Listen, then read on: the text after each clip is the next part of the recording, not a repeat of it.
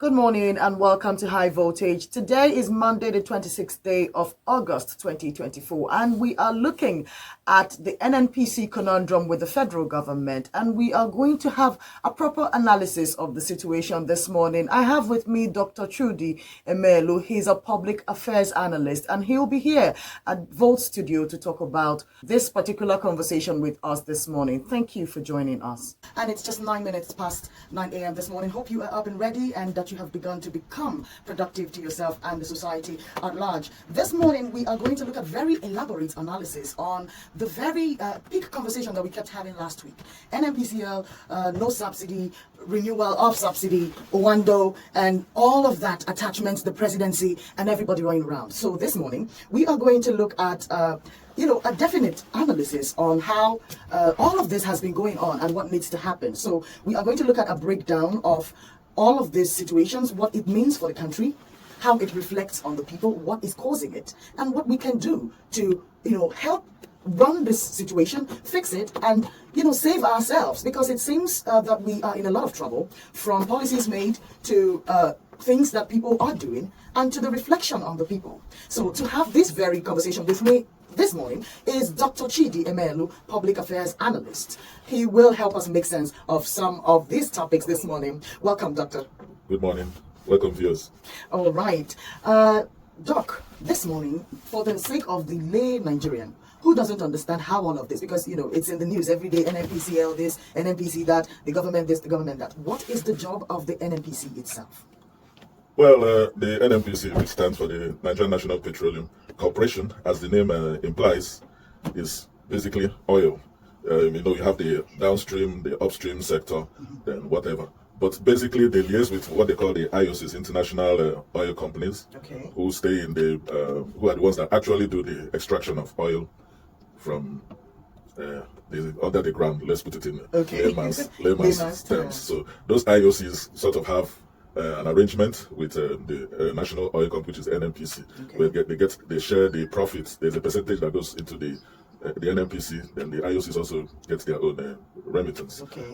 So now when they get this crude, this crude has to be refined, and that is what the refineries are supposed to do for us. We have four, should we say, moribund refineries now in Nigeria. We have none of them working. We have in Warri, we have in Port Harcourt, we have in Kaduna, and I can't remember the fourth one, but there are four. Then we now have the Dangote one that has just been added into the mix. Now, because of due to various factors, inefficiency, corruption, and all that, even despite the turnaround maintenance done over the years, all those refineries have practically been run down. So the only viable refinery we have now is the Dangote Refinery, which has, a capacity of 650,000 barrels of oil, which can refine 650,000.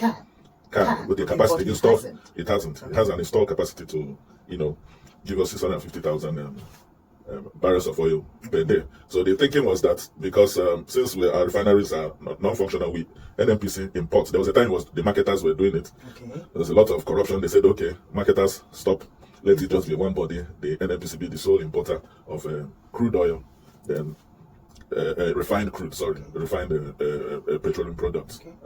So the thinking was that with the Dangote refinery, which is privately owned, the cost of importation, the foreign exchange need and all that, since it's local, you have the crude oil, you have the refinery just next door, it will help to bring down the cost of the pump price of petrol in the market. But unfortunately, due to various factors, it hasn't. There's a lot of systemic decay, corruption, inefficiency. It's more complex than we. Okay. So I want to take a leaf from something you said.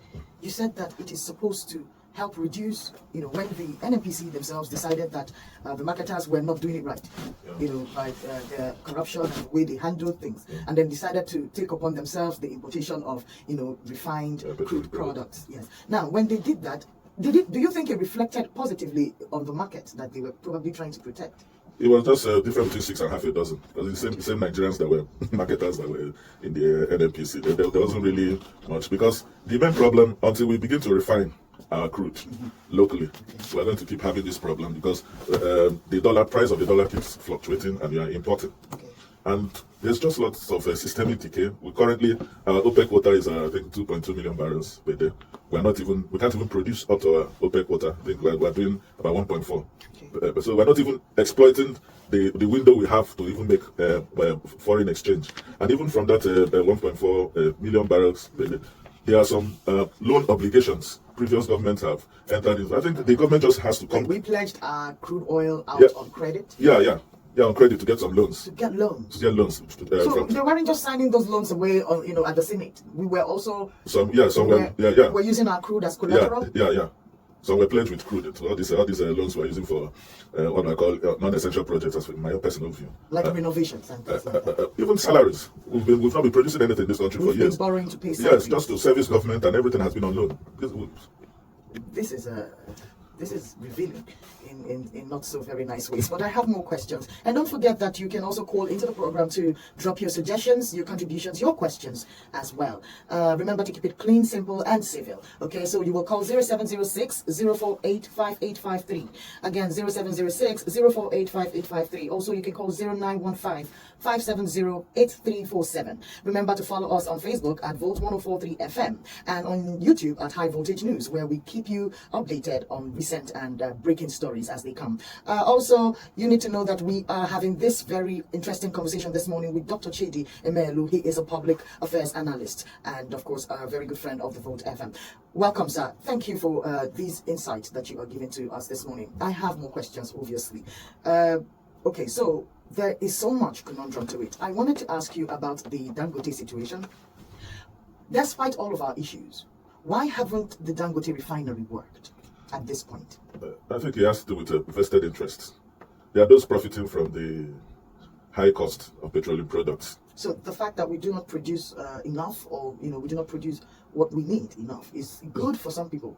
Yeah, not producing. We have the crude, but we don't have the refined crude, which is that gives you the petrol, the diesel, and other subunits from that crude oil. So it would be such a disadvantage if we started refining our crude here. It would be an advantage. It will help bring down the cost, because you are importing crude. You can imagine even the Dangote that started just a few months ago had to order crude from the United States. It's a national embarrassment. It's a shame. It sounds like it is. The 6 to some, arguably the 6 to 8. There's some school of thought that say we're the 6th, some say we're the 8th or 9th largest producer of oil. But we make it to top 10. Yeah, we're first. We're in the top 10. That is lovely. And yet we're importing refined crude from United States and lately Malta, of all places. I'm going to get there. Before we do Malta, the previous administration once told us that our crude were being stolen. Yeah. Can you walk us through that process? How possible is that scenario? Well, without they are not partisan anyway, but one of the presidential candidates in the last election succinctly put it: you can't steal crude oil without collaboration of those at the top. I mean, you look at the size of an oil tanker. There's no ship that comes into your territory that doesn't have a GPS marking and location, and you have a navy, you have the security people around, and it's not as if it just sneaks in for, let's say, 5 minutes or 10 minutes. That ship will bet. It takes an average of 2 weeks to load your average tanker. 2 weeks, 2 whole weeks. 2 weeks. So you're telling me that a ship will come to near our coastal shores, our shores, and we'll bet for 2 weeks, loading our with pipes. These are not things simple artisans. There's a bit of expertise needed. So I think there's a collaboration. There's a crime ecosystem, if you put it, involved in that stealing of our crude oil products. It has to involve the security forces, some, let's say, rogue ones. It has to involve top people in government. It's not something an average, but you know what it means to commandeer a ship to a foreign country? Yeah, you would think that this is very like some average story, that our crude oil was stolen. You would think someone was organizing some. And you have to know when, because it's the same pipeline. You have to know when. That's for the refined ones. Okay. But even the laying of the pipe. It's a very risky venture. That's something that takes years to do. It's not something you're just doing in a day or two. So it's a lot of it's capital intensive. It needs a lot of collaboration. Then some people have to give you security cover. Because they mentioned thousands of barrels. Yeah. Yes. So it makes one think: how do you achieve such a feat? Yes, I think there has to be a political will to end this. We need a no-nonsense kind of approach to end all these things. I mean, and to stop it is not rocket science. There are modern scientific ways of monitoring your pipelines and co.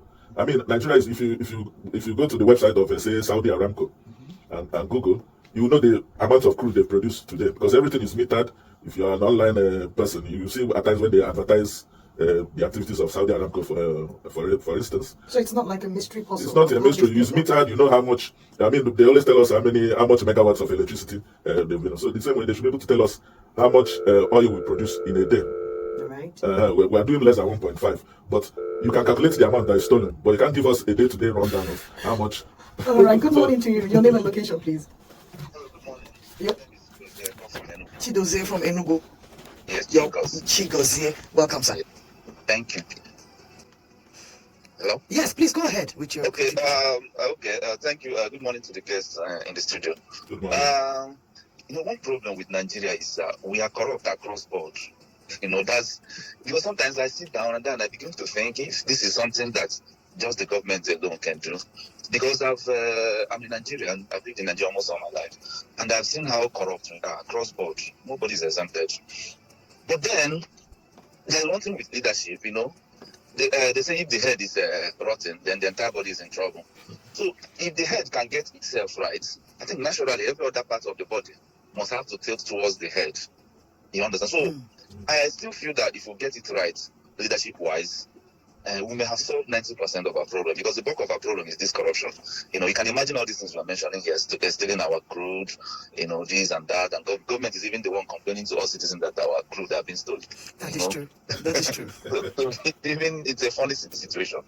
So like the guys say, it's a collaboration stuff. It's not just the expatriates or the security people or the people in government. It involves a whole lot of people, So, but the government decides we want to end this. They know how to end it. You understand? Just like all this kidnapping and all this banditry we have in the country. They said on Twitter also, there's this guy that's an investigative journalist that they arrested also. Yes, Pidam. The guy was, hello? Pidam. Yes. So the guy was operating in disguise. Nobody knows the face behind it, but they were able to trace him and get him. That's surprising. Then you begin to imagine these kidnappers will call you. In fact, I heard the story of the emir of somewhere in Sokoto that was kidnapped and had been killed. I heard that the kidnappers demanded a particular amount of money. 60 million? Yes, even when they killed him, the family were still demanding for the body. They mentioned the amount. These things were being done through phone calls, and nobody can track it. As me and you are now, if we start criticizing this government now, they will find us. Even if we get into our village, they will get to us and they will arrest us. So it comes to what is our purpose as a country? What do we even want to achieve? Somebody was likening it to that Nigeria can buy this samurai sword, as expensive as it is. They may buy it and just use it to cut Syria, because they don't even know what they want to use some of these things they have. What do they want to use it to do? So it's a big problem. But I am sure I'm still optimistic in this country. I know that somehow we'll still get it right. Once we get the leadership right, we'll get everything right, because the truth is that there's a whole lot of corruption in this country. If you want to do your international passport, on the government website, it's 75,000 naira. When you get there, you pay about 110,000 naira. That excess money, who is taking it? And it's not as if they don't know about it. They do. But one day, I'm sure we'll get it right. Thank you so much. Thank you so much, Chigozie, for calling. Thank you. That was really heartfelt. 0706-048-5853. I came across a news where a group of traditionalists were saying that Nigerian politicians needed to start swearing with deities instead of the Bible, not the Quran. And, it caused a bit of funny ruckus on the internet and people laughed over it. But, it makes a lot of sense. So, Prof, back to you. Chigozie mentioned that we have a leadership problem. Do you believe that we have a leadership problem, considering that the leaders do come from the people? Please. I think I don't think it's really leadership. It's all of us. We have to really define what we want. They say people get the kind of leadership they deserve. Okay. So we know that if we want things to get better, there shouldn't be that disconnect between the government and the people. We are one. We are the ones that hail these people. We are the ones that elect them. If there's a convoy, if a politician visits, it's still those complaining that will line up the streets and be singing and waiting for handouts. So we are getting what we deserve. So it's not easy just say. And again, when you get, I've seen people that were on our side, that's on the side of the citizens, when they get into power, they change. I don't know if there's Ruben Abati once said that there's something in Aso Rock or whatever, or in government houses that changes people, and all of a sudden it's not that same person once they get into power. But I think it's a collective responsibility of everybody, both for the citizens and the leaders. It doesn't matter. Personally, I don't believe in just blaming government or whatever. All of us are to blame. All right, we will go on a short commercial break. When we come back, remember that our phone lines are open and that high voltage continues.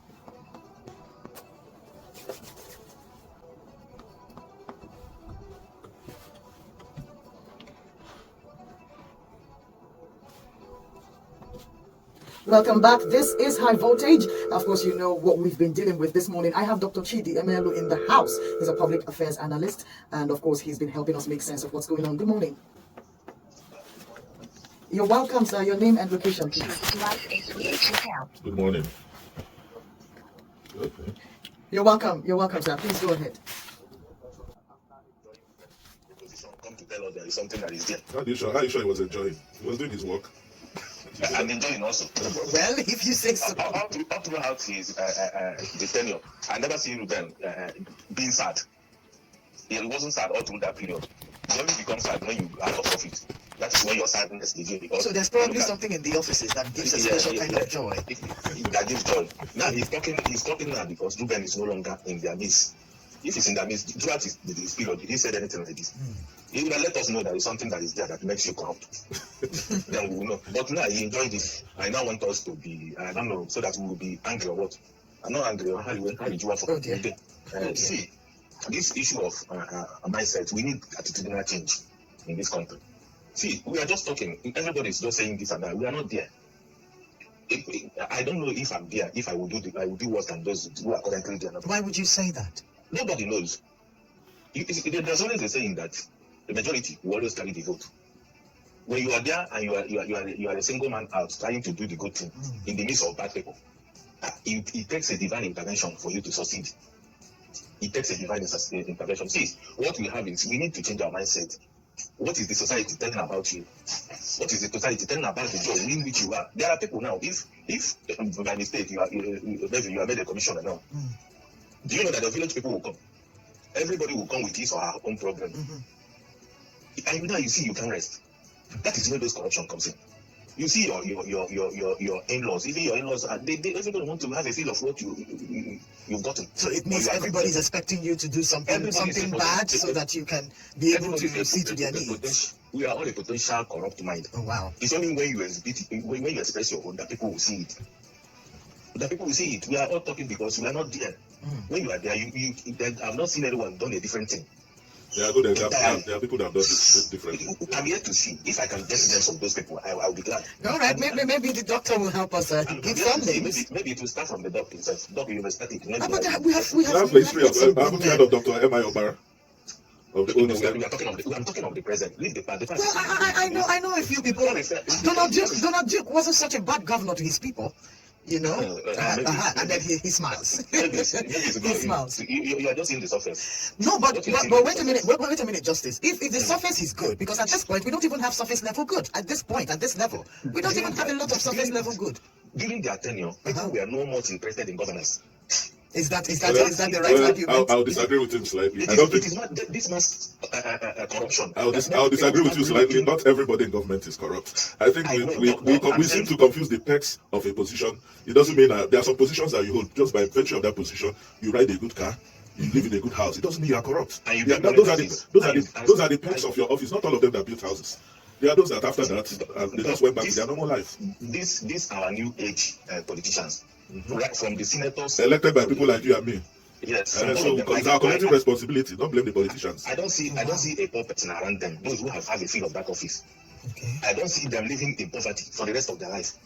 So how did they get that? If you want to make me believe that the money they pay them is sustenance for them, I tell you that the amount of money they spend on a daily basis, it cannot be equated to what they got from the office. Oh, wow. This is why they leave office. Their running costs, some of their running costs is running in 21s of millions. So, like just running costs at certain levels. Even like that, they have people around them, which see those people, you don't know what those people are passing through.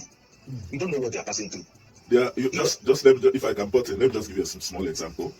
If you're a minister of the Federal Republic of Nigeria, and they're allocating land, and you're given a plot of land in Maitama, you know how much that's by virtue of your being a minister, and you leave your position as minister. Maybe and you decide to sell that plot of land, say at Maitama. Do you have an idea of how much a plot of land at Maitama costs? Why should they allocate a land to a minister? I think everything. If the minister cannot get land, then why should they get land? What they do is they pass a law that will favor them. In a normal sense, this thing will come through the public procurement and bidding. You don't just have to do it. Not only that they end on themselves only, they acquire for even their affiliation and relatives. Yes, so what are we saying? There could be abuse of office, but some offices we are corrupt. We are absolutely corrupt. I disagree. I disagree with you. Yes, there's endemic corruption, but not everybody. You can't paint everybody with the same brush. I'm yet to see. I'm yet to see. If you look where you see that there are many of them around. If you can mention up to 5. This is a public. Not everybody wants to be brought into the public frame, but there are many of them around. Let me know them. I'm even preparing a special award for them. Just mention 5. Let me go to. I will trace them to. Already, the first name I mentioned doesn't even count in your book. So how do I continue? Which one? You said Donald Duke only had surface level success, so I don't know. Leave matter for Matthias. Okay, let us leave it for Matthias then. Have a good morning, Justice. We are having this very enlightening conversation this morning about the runnings of things around here. And with me, talking this morning is Dr. Chidi Emelu. He's a public affairs analyst, and he's been helping us make sense of what's going on. You can join the program. We are here up until 10 a.m. this morning, so you have a chance to call in, you drop in your text messages or your WhatsApp messages as well for us, so that we can read them out. And then you can call the studio 0706 0485853, also 0915 570 8347. Okay, Doctor, we are going to look at the subsidy wahala now, right? Why was it removed in the first place? Well, it was actually an existential threat to the survival of the nation, the payment of subsidy. We simply didn't have the money. It didn't start today, even as far back as that 2012 when the Jonathan administration tried to remove the subsidy. It was the right thing to do. At that time? At that time. And that was the best time because the economy was stronger and we were in a better place to absorb the shocks of the subsidy removal. Okay. But the irony of it all is that those that sponsored anti-subsidy protests during that period are now at the helm today. And they've now seen what those at the helm in 2012 saw and are now prescribing the same solution to the problem, which is removal of the subsidy. Unfortunately, the economy is not as healthy as it was in 2012 to absorb the shock. So in principle, every reasonable person agrees that that subsidy has to be removed. The problem is the methodology. Are there things that should have been done first before the removal, or should it be just one knee-jerk fell swoop, as we saw during the swearing in of the president? That is where this conversation was leading, because from that time up until last week, we know that the subsidies were gone. Yeah. And just like you mentioned, the shocks, the real shocks of that situation did hit Nigeria. Yeah. Because in the past 14 months, we've not been the same. Yeah. The price of petroleum products have gone up even more than 70%. More than. So the question now is that last week, the federal government told us that they have spent about 15 trillion paying subsidies in the past 14 months. So can you help us understand the mystery of what had taken place, during the swearing in, during the inauguration, and the statement that we received last week? Can you help us draw the line? Well, I'm not an official of the government, but I can only make my own conjecture from my own personal observation. Surely. I think the government is caught between the devil and the deep blue sea. Yes, should we remove the subsidy? Yes, the subsidy should be removed. But it applied what I call the wrong methodology in the removal of subsidy. There should have been things done before that subsidy is removed. Okay. I mean, why not fight the corruption in NNPC and all that before removing the subsidy? Why not fix the refineries or sell them outright before removing the subsidy? Why not wait for the Dangote to start refining so that we don't need to use scarce foreign exchange to import refined products before removing the subsidy? So would things have been different if those things were done? I think so. So I think it's just a question of methodology. I don't think the right things were done before the subsidy was. But in principle, the subsidy should have been removed even as far back as 2012. Ironically, the calculations done around 2012 when Jonathan tried to remove the subsidy would have taken the pump price to 400 naira per litre. I mean, if you offer me petrol at 400 naira per litre, I'll be jumping up.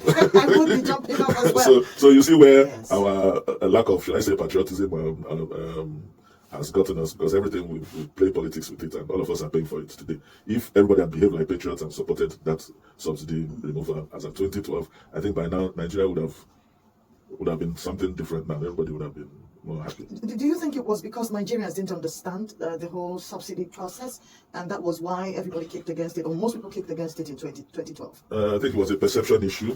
The information managers for the government at that period did not do a good job, and the opposition had better propagandists and all that. So the average Nigerian was done. And over the years, people, I mean, I've never held any government position, but if by chance I was given a government position and somebody just manufactures a lie that I stole 50 million, even without proof or evidence, the knee-jerk reaction of the people is to, because of that perception of government and government officials as corrupt.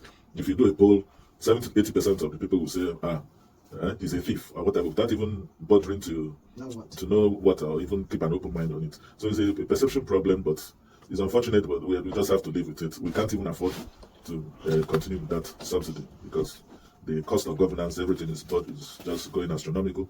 And the annoying thing about it is that our political leaders, the politicians, are not doing any tangible thing to bring down that cost of governance.